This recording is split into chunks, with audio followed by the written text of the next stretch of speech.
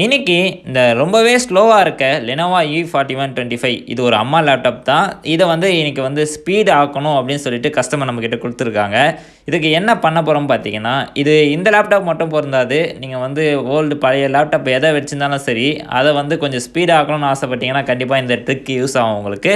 இந்த மெத்தட் வந்து என்ன பண்ண போறோம் பார்த்தீங்கன்னா, ரேம் இன்கிரீஸ் பண்றது மோஸ்ட்லி வந்து தேவையில்லன்னு தான் நான் சொல்லுவேன். ஏன்னா வந்து ரேம்ல வந்து மல்டி டாஸ்கிங் மட்டும் தான் அது வந்து கொஞ்சம் யூஸு. இப்போ வந்து இதுக்கு ஸ்பீட் ஆக்கணும்னு முடிவு பண்ணிட்டீங்கன்னா, கொஞ்சம் ஸ்பீட் ஆக்கணும்னு முடிவு பண்ணிட்டீங்கன்னா, எஸ்எஸ்டி தான் பெஸ்ட்டு உங்களுக்கு. சரி, இப்போ இதில இருக்க ஸ்பீட் பாருங்க, எவ்வளோ நேரம் ஆச்சுன்னு சொல்லிட்டு. நான் பேசி முடிக்கிற வரையுமே அது பூட் ஆகி இந்த பாஸ்வேர்ட் போற இடத்துக்கு வரதுக்கு இவ்வளோ நேரம் ஆயிருச்சு. அவ்வளோ ரொம்பவே ஸ்லோ. எதிர்பார்க்காத அளவுக்கு ஸ்லோவா இருந்தது. சரி, இந்த லேப்டாப் வந்து கொஞ்சம் டேமேஜ் கண்டிஷன்ல இருக்கிறதால அவ்வளவா ரொம்பலாம் செலவு பண்ண விரும்பல அவங்க. அதனால ரொம்ப அதிகமான ஸ்டோரேஜ்லாம் போகாம, எஸ்எஸ்டி வந்து 128 தான் வாங்கியிருந்தோம். அதுவும் நல்ல பிராண்ட்ல தான் வாங்கியிருந்தோம். EVM 5 இயர்ஸ் வாரண்டி இந்த எஸ்எஸ்டிக்கு. ஸோ இதுதான் நம்ம வந்து இப்போ இன்ஸ்டால் பண்ண போறோம். கூடவே கேடியும் வாங்கியாச்சு. ஏன்னா இருக்கிற பழைய HDD ஹார்ட் டிஸ்க்க வந்து நம்ம வந்து இந்த லேப்டாப்ல யூஸ் பண்ணணும்ல. ஏன்னா வந்து எஸ்எஸ்டி ரொம்ப கம்மியா இருக்கு. 128 தான் இருக்கு. அதில OS மட்டும் ரன் பண்ணிட்டு, இந்த கேடிய வச்சு நம்ம வந்து ஆல்ரெடி இருக்க அந்த நார்மல் ஹார்ட் டிஸ்க்கை வந்து இதில் வந்து ஃபிட் பண்ண போகிறோம். சரி, இப்போ இந்த மாடல் பார்த்துங்க, Lenovo E4125. அப்புறம் பார்த்தீங்கன்னா Lenovo E4115. அப்புறம் ஓல்டு மாடல்ஸ் எல்லாத்துக்குமே இது வந்து செட் ஆகும் எஸ்எஸ்டி மெத்தடு.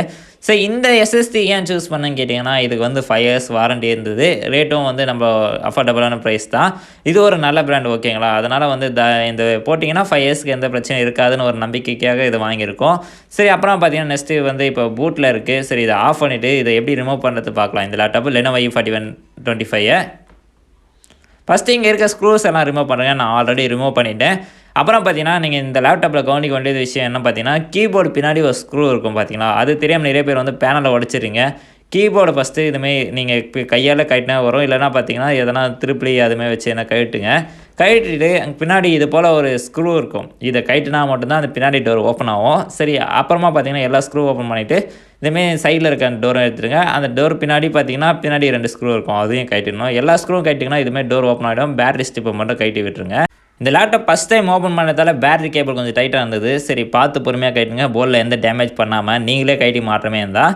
இந்த பேட்டரி ஸ்ட்ரிப் வந்து கொஞ்சம் வீக்காக இருக்குது போல். அதனால தான் அது வந்து அப்படியே அதோட ஒட்டிகிட்டு இருக்குது. சரி, இதை எடுத்து ஓரமாக வச்சுட்டு நம்ம வேலையை பார்க்கலாம். இப்போ வந்து நம்ம இதில் வந்து இருக்க ஹார்ட் டிஸ்க்கை கழட்டணும். இது வந்து ஃபஸ்ட் டைம் ஓப்பன் போல். ஸ்டிக்கர்லாம் அப்படியே ரிமூவ் பண்ணாமே இருக்குது. சரி, இதுக்கு வந்து 3 ஸ்க்ரூ இருக்குது, 4 ஸ்க்ரூ இருக்குது. ஃபஸ்ட்டு பார்த்தீங்கன்னா, இந்த ஹார்ட் டிஸ்க் மேலே இருக்குது பார்த்தீங்கன்னா, அந்த ஸ்க்ரூ கழட்டணும். அப்புறம் பார்த்தீங்கன்னா சைடில் இருக்க ஸ்க்ரூ கழட்டணும். இப்போ ஆல்ரெடி எம்டியாக இருக்க அந்த சிடி டிரைவ் இடத்துல தான் வந்து கேடி போட போகிறோம். இப்போ கேடி வந்து ஒவ்வொரு லேப்டாப்புக்கும் சேஞ்ச் ஆகும். சரி, நீங்கள் அதை வந்து கரெக்டாக பார்த்து வாங்கணும். இந்த லேப்டாப்புக்கு ஏற்ற மாதிரி தான் நான் கேடி வாங்கியிருக்கேன். அது வந்து இது கரெக்டாக இதுக்கு செட் ஆயிடுச்சு. சரி, இப்போ வந்து எஸ்எஸ்டி மாட்டணும். அதுக்கு வந்து இருக்கிற ஹார்ட் டிஸ்க்கை வந்து கழட்டணும். அதுக்காக பார்த்தீங்கன்னா, போர்டில் இருக்கிற எந்த ஒரு பொருளையும் டச் பண்ணாமல் சேஃபாக பார்த்தீங்கன்னா ஹார்ட் டிஸ்க்கை மட்டும் தனியாக பிரித்து எடுக்கணும்.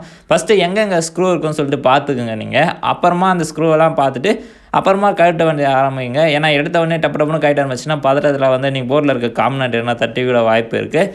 சரி, இது போல் எல்லா ஸ்க்ரூ ரிமூவ் பண்ணிவிட்டு சரி, ஹார்ட் டிஸ்க்கை மட்டும் தனியாக எடுத்துருங்க. சரி, ஸ்டிப்ஸ்லாம் பார்த்துரும். ஏன்னா அந்த ப்ளூ கலர் கீழே வந்துச்சுன்னா அப்புறமா வந்து அந்த போர்டில் போடுறதே கொஞ்சம் கஷ்டமாக இருக்கும். ஸோ அது பிரியாமல் நீங்கள் பார்த்து கழட்டுங்க. சரி, இப்போ ஹார்ட் டிஸ்க்கை தனியாக பிரித்து எடுத்தாச்சு. இப்போ வந்து இருக்க ஹார்ட் டிஸ்க்கை வந்து இந்த ஸ்டிப்லேருந்து எடுக்கணும். இதில் வந்து ஒரு 500 GB ஹார்ட் டிஸ்க் தான் இருந்தது. சரி, இது வந்து ஒரு HDD.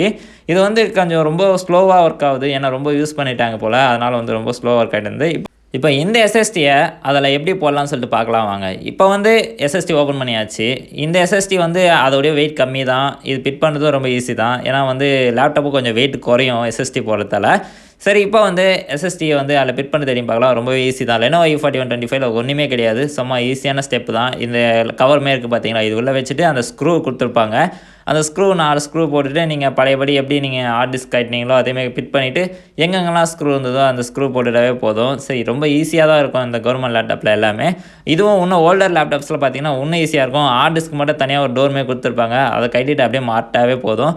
சரி, இப்போ வந்து கைட்டின ஸ்க்ரூவெல்லாம் மாட்டுவோம். ஸ்டிப்பெல்லாம் மறக்காமல் கரெக்டாக மாட்டுங்க. ஏன்னா அப்புறம் ஃபுல்லாக பேக் பண்ணிவிட்டு அப்புறமா இது ஒர்க் ஆகல அது ஒர்க் ஆகலன்னு சொல்லிட்டு காட்டும். திருப்பி பிரிக்க வேண்டியதாக இருக்கும். சரி, அதனால் ஒரு டைமுக்கு 10 டைம் வந்து நல்லா செக் பண்ணிவிட்டு அப்புறமா டோர் க்ளோஸ் பண்ணுங்கள். சரி, இப்போ வந்து நெக்ஸ்ட் வந்து கேடி ஃபிட் பண்ணோம். இந்த கேடி வந்து கரெக்டாக அதுக்கு செட் ஆயிடுச்சு. நான் ஆல்ரெடி ஓப்பன் பண்ணி வச்சு பார்த்துட்டேன். சரி, இப்போ வந்து அதில் வந்து நம்ம லேப்டாப்லேருந்து கழட்டணும் பார்த்தீங்களா, அந்த ஹார்ட் டிஸ்க்கை இது உள்ளே மாட்டணும். இதிலே ஸ்க்ரூவும் அந்த திருப்பிலையுமே ஒன்று கொடுத்துருப்பாங்க. அதை வச்சு கூட மாட்டலாம், இல்லை உங்ககிட்ட இருக்க டூல்ஸ் வச்சு கூட மாட்டலாம். சரி, இப்போ ஹார்ட் டிஸ்க்கு பக்காவாக உட்காந்துருச்சு. இப்போ என்ன பண்ணுறீங்கன்னா, அப்படியே கேடி திருப்பி பின்னாடி ஸ்க்ரூ இருக்கும், அந்த ஸ்க்ரூ கொடுத்துருந்த ஸ்க்ரூவை அந்த 4 வச்சு ஹார்ட் டிஸ்க்கை அப்படியே டைட் பண்ணுறேங்க அசையாமல் இருக்கிறதுக்காக. அப்புறமா வந்து இப்பயே கேடியை போட்டுருங்க. ஏன்னா அப்புறம் நீங்கள் போட்டுட்டு அப்புறமா டோர் போட்டோம்னா பிட் ஆகாது அதில். சரி, இப்போ கேடியை போட்டுட்டு இப்போ வந்து டோர் போடலாம். சரி, கேடி பக்காவாக உட்காந்துச்சு. இப்போ வந்து ஃபுல் பேக்கிங் ஆகிடுச்சு. எஸ்எஸ்டியும் போட்டாச்சு, கேடியும் ஃபிட் பண்ணியாச்சு. இதே போல் கேடி மட்டும் போடாமல் நான் எஸ்எஸ்டி மட்டும் போட்டுக்கிறேன் அப்படின்னு சொன்னீங்கன்னா உங்கள் பழைய ஹார்ட் டிஸ்கில் இருக்கிற டேட்டா வராது, வேறு ஒன்றும் இல்லை. சரி, இப்போ வந்து நான் பூட் பண்ண போகிறேன். யூஎஸ்பி பக்கத்தில் ஒரு சின்ன ஒரு ஹோல் இருக்கும், அதில் வந்து நீங்கள் பார்த்தீங்கன்னா லைட்டாக பின் வச்சு கிளிக் பண்ணால் போதும், பூட் மெனுக்கு போய்டும். ஏன்னா நீங்கள் புதுசாக எஸ்எஸ்டி போகிறீங்கன்னா அதில் கண்டிப்பாக வந்து ஓஎஸ் இருக்காது. அதுக்கு வந்து நம்ம ஓஎஸ் இன்ஸ்டால் பண்ணணும். அதுக்கு வந்து நம்ம பயோ செட்டிங்ஸ் ஓப்பன் பண்ணணும். ஏன்னா கொஞ்சம் சேஞ்ச் பண்ண வேண்டியது இருக்குது, செட்டிங்ஸ்லாம் மாற்றினா தான். ஏன்னா 2 ஹார்ட் டிஸ்க்கு ஒன்றா போடும்போது கொஞ்சம் செட்டிங்லாம் மாற்றணும். அப்புறம் பார்த்தீங்கன்னா இப்போ வந்து பயோஸ்க்கு தான் போகிறோம். பயோஸில் போய்ட்டு ஒரு சில சேஞ்செலாம் பண்ணணும்.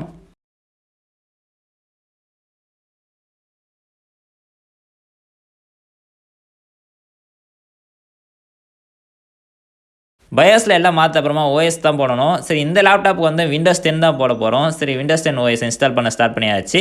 சரி, நீங்கள் எந்த எஸ்எஸ்டி வாங்கினாலும் சரி அதில் ஓஎஸ் இருக்காது, நீங்கள் வந்து ஓஎஸ் போடுற மாதிரி தான் இருக்கும். அதனால் புது ஓஎஸ் வந்து நீங்கள் பென்ட்ரைவில் பூட் பண்ணி வச்சுங்க. அப்புறமா எஸ்எஸ்டி மாட்டிட்டு ஓஎஸ் போட்டுட்டு நீங்கள் ஆன் பண்ணிக்கலாம். சரி, இப்போ வந்து ஃபைனலாக ஸ்பீட் பயங்கரமாகவே இன்க்ரீஸ் ஆகிருக்கு எஸ்எஸ்டி போட்டதுனால. இப்போ என்ன ஒரு விஷயம் பார்த்தீங்கன்னா, இப்போ வந்து நான் செக் பண்ணி பார்க்கலாம் எவ்வளோ நேரத்துக்கு டிஃப்ரென்ஸ் வருதுன்னு சொல்லிட்டு. சரி, இப்போ ஆல்ரெடி வந்து லேப்டாப் வந்து ஆன் ஆகிறதுக்கு கிட்டத்தட்ட 10 மினிட்ஸ் கிட்ட ஆச்சு. 10 மினிட்ஸ் கண்டிப்பாக ஆச்சு. ஏன்னா அது ஏதோ ஒரு ஃபால்ட்டானால அந்த ஹார்ட் டிஸ்க் ரொம்ப ஸ்லோவாக இருந்தது. சரி, இப்போ இந்த எஸ்எஸ்டியோட ஸ்பீட் பார்க்கலாம் வாங்க. இந்த கவர்மெண்ட் லோகோவை ரிமூவ் பண்ணுறது எப்படின்னு சொல்லிட்டு வீடியோ வேணும் மறக்காம கமெண்ட்டில் சொல்லுங்கள். அதேமாதிரி அந்த பிளாக் கலரில் வர அந்த வேர்ட்லாம் எப்படி ரிமூவ் பண்ணுறதுன்னு சொல்லிட்டும் கேட்டிங்கன்னா கண்டிப்பாக நான் நெக்ஸ்ட் வீடியோவில் அப்லோட் பண்ணுவேன். சரி, இந்த லேப்டாப்பில் வந்து கவர்மெண்ட் லோகோ ரிமூவ் பண்ண போகிறோம். நான் ஃபைனலாக எப்படி இருக்குன்னு சொல்லிட்டு இந்த வீடியோவில் கடைசியில் காட்டுறேன். லோகோ ரிமூவ் பண்ணால் அப்படி தான் இருக்கும். ஏன்னா பயோஸ் அப்டேட் பண்ணி தான் லோகோ ரிமூவ் பண்ணுவோம். சரி, இப்போ வந்து ஃபாஸ்ட்டாகவே இருக்குதுன்னு தான் சொல்லுவேன். ஏன்னா 10 மினிட்ஸ் கிட்ட ஆன லேப்டாப் பார்த்தீங்கன்னா இப்போ வந்து செகண்ட்ஸ்லேயே ஓப்பன் ஆகுது. சரி, இப்போ பாருங்கள், நான் ஓப்பன் பண்ணி இப்போ தான் ஆன் பண்ணேன். ஏன்னா ஃபஸ்ட் டைம் ஓப்பன் பண்ணதால கொஞ்சம் லேட் ஆகுது. இன்னும் நான் செகண்ட் டைம் ஓப்பன் பண்ணிங்கன்னா இதோடய கொஞ்சம் லேட் கம்மியாக தான் ஆகும். சரி, இப்போ வந்து ஓப்பன் பண்ணி செக் பண்ணலாம். உள்ளே போய்ட்டு எஸ்எஸ்டிலாம் காட்டுதா, ட்ரைவ்லாம் காட்டுதான்னு சொல்லிட்டு. ஃபஸ்ட்டு நீங்கள் பார்ட்டிஷன் பிரிக்கிறது உங்களுக்கு தெரியலாம் மறக்காமல் கமெண்ட்டில் சொல்லுங்கள். ட்ரைவை எப்படி தனித்தனியாக பிரிக்கிறதுன்னு சொல்லிட்டு சொல்கிறேன். இப்போ வந்து இதில் வந்து 3 ட்ரைவாக பிரிச்சிருக்கேன். இது வந்து வீடியோ பெருசாக போகும்னு சொல்லிட்டு நான் அதெல்லாம் காமிக்கல உங்களுக்கு. சரி, அதனால ஷார்ட்டாகவே நான் ட்ரைவ் பிரிச்சுட்டேன் ஆல்ரெடி. அதை மட்டும் தான் இதில் போட்டிருப்பேன். சரி, உங்களுக்கு ட்ரைவ் பிரிக்கிறது எப்படின்னு தெரியலன்னு சொன்னீங்கன்னா மறக்காமல் கமெண்ட்டில் சொல்லுங்கள், இல்லைனா டிஎம் பண்ணுங்கள். கண்டிப்பாக ட்ரைவ் பிரிக்கிறது எப்படின்னு சொல்லிட்டு ஒரு ஃபுல் வீடியோவை நான் போட்டுறேன். சரி, இப்போது இந்த லேப்டாப்பில் வந்து 3 ட்ரைவாக பிரிச்சாச்சு. எஸ்எஸ்டிக்கு வந்து தனியாக விட்டாச்சு. அது வந்து ஒன்லி ஃபார் ஓஎஸ் ரன் பண்ணுறதுக்கு மட்டும் தான். நீங்கள் மாற்றினாலும் அப்படியே விட்டுருங்க. ஏன்னா ஸ்பீட் இன்க்ரீஸ்க்காக மட்டும் தான் நம்ம எஸ்எஸ்டி ரன் பண்ணியிருக்கோம். சரி, மீதி மற்றபடி எல்லாம் பார்த்தீங்கன்னா ஸ்டோரேஜ் எல்லாமே பார்த்தீங்கன்னா ஓல்டு ஹார்ட் டிஸ்கில் தான் நம்ம ஸ்டோர் பண்ண போகிறோம். சரி, இப்போ வந்து எஸ்எஸ்டியில் நான் எதிர்பார்த்த மாதிரி ஓஎஸ் வந்து கம்மியான இதில் தான் இருக்குது. அதனால் ஒன்றும் பிரச்சனை இல்லை. நீங்கள் நிறைய ஆப் இன்ஸ்டால் பண்ணால் கூட உங்களுக்கு வந்து அந்த சி ட்ரைவ் கரெக்டாக தான் இருக்கும். சரி, இப்போ வந்து கீ ஆக்டிவேட் பண்ணணும். கீ ஆக்டிவேட் பண்ணுறதுக்கு ஒன்றும் பிரச்சனை இல்லை. நெட் ஆன் பண்ணவே போதும், அதோட கீ வந்து ஓஎம்ஐ கீ ஆக்டிவேட் ஆகிடும். சரி, இப்போ வந்து சைடில் அந்த பேனல் இருக்குது பார்த்தீங்களா, அதுக்கு வந்து இந்த லேப்டாப்பில் வந்து தனியாலாம் சிடி ட்ரைவ்லாம் இல்லை. அதனால் வந்து அதை கட் பண்ணி இதுமாதிரி ஒட்டுற மாதிரி தான் இருக்கும். அப்போ தான் கரெக்டாக வரும். சரி, நான் கடைசியாக சொன்னல லோகோ ரிமூவ் பண்ணால் இப்படி தான் ஒரிஜினல் லோகோ இப்படி தான் வரும். சரி, இது போல் உங்களுக்கும் லேப்டாப்பில் லோகோ சேஞ்ச் பண்ணால் மறக்காமல் கமெண்ட்டில் சொல்லுங்கள். நான் எப்படின்னு உங்களுக்கு ஒரு டீட்டெயிலாக ஒரு வீடியோ போடுறேன். சரி, இப்போ வந்து பாருங்கள் எப்படி இவ்வளோ ஸ்பீடாகவே இப்போ லோகோ சேஞ்ச் பண்ண அப்புறமா பயோஸ் அப்டேட் பண்ணியாச்சு. இப்போ வந்து கொஞ்சம் ஸ்பீடாகவே ஓப்பன் ஆகுது. உங்கள் பழைய லேப்டாப்லாம் ரொம்ப ஸ்லோவாக இருக்குன்னு சொல்லிட்டு வேஸ்ட் பண்ணாதீங்க. இது போல் எஸ்எஸ்டி மாற்றி உங்கள் லேப்டாப் வந்து யூஸ் பண்ணுங்கள். கண்டிப்பாக ஒரு நார்மல் ஸ்பீடாவது உங்களுக்கு கிடைக்கும், நல்லாவே ஒர்க் ஆகும். கண்டிப்பாக அந்த லேப்டாப் யூஸ் பண்ணலாம்.